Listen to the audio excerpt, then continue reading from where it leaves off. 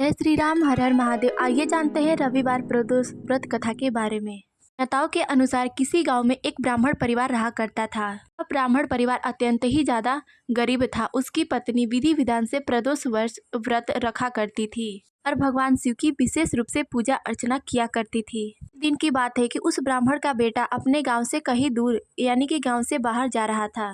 कुछ समय चलने के बाद ब्राह्मण के बेटे को कुछ चोरों ने घेर लिया, उसका सभी सामान छीन लिया तथा चोरों ने उस लड़के से कहा कि बताओ तुम्हारे घर का गुप्त खजाना कहाँ रखा हुआ है। तब उस लड़के ने कहा कि मेरी पोटली में रोटी के अलावा कुछ भी नहीं है, वो पोटली भी तुम लोगों ने ले लिया है। अब मेरे पास इस पोटली के अलावा कुछ भी नहीं है। और वह बोला कि मेरे परिवार अत्यंत ही ज़्यादा गरीब है, मेरे पास हमारे परिवार के पास कोई संपत्ति कोई गुप्त धन नहीं है। इतना सब कुछ सुनने के बाद चोरों ने उस लड़के को छोड़ दिया और सभी चोर वहां से चले गए। वह लड़का भी चलते चलते एक नगर में पहुंच गया।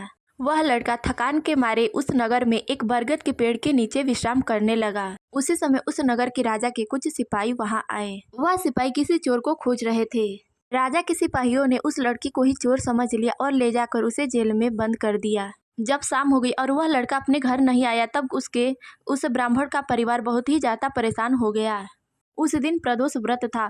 वह माँ अपने बेटे के लिए अत्यंत ही ज्यादा परेशान हो रही थी। उस ब्राह्मणी ने अपने पुत्र की स्वस्थ कामना के लिए भगवान शिव से प्रार्थना की। उस ब्राह्मणी की प्रार्थना को भगवान शिव ने स्वीकार कर लिया। उसी रात भगवान शिव उस नगर के राजा के स्वप्न में प्रकट हुए तथा उन्होंने उस राजा से कहा कि जो लड़का जेल में बंद है वह चोर नहीं है, वह एक निर्दोष है, तुम उसे मुक्त कर दो।